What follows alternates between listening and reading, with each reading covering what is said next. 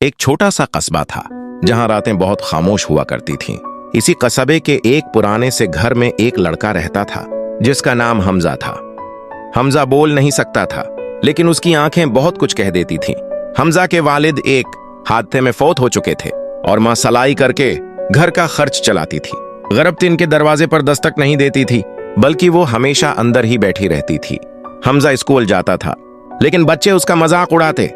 कोई उसकी आवाज की नकल उतारता, कोई उसके इशारों पर हंसता। हमजा कुछ नहीं कहता, बस मुस्कुरा देता। लेकिन उसके दिल में एक ख्वाब था। वो बिजली के बल्ब और चिराग ठीक करना जानता था।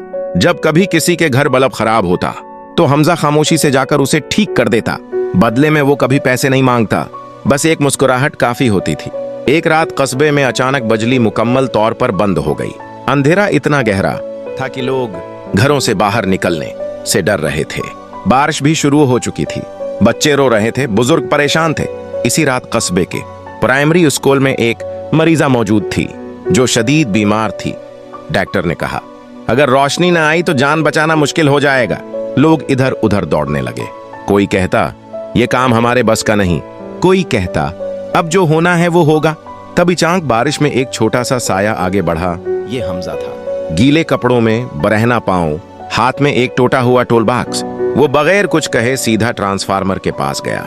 लोग चीखने लगे, नहीं, ये खतरनाक है। लेकिन हमजा ने इशारे से कहा, मुझे वक्त दो। बारिश तेज होती गई, चिंगारियां निकले। लोग दौड़ खड़े दुआएं मांगते रहे। चंद मिनट बाद अचानक पूरा कस्बा रोशनी से जगमगा उठा। स्कूल में मरीजा बच गई। लोगों की आंखों में खुशी के आंसू थे। हमजा खामोशी से वहीं बैठ गया, थका हुआ, बारिश में भीगा हुआ। लोग उसके गर्द जमा हो गए। जिन बच्चों ने कभी उसका मजाक उड़ाया था, वही बच्चे उसके हाथ थामे रो रहे थे।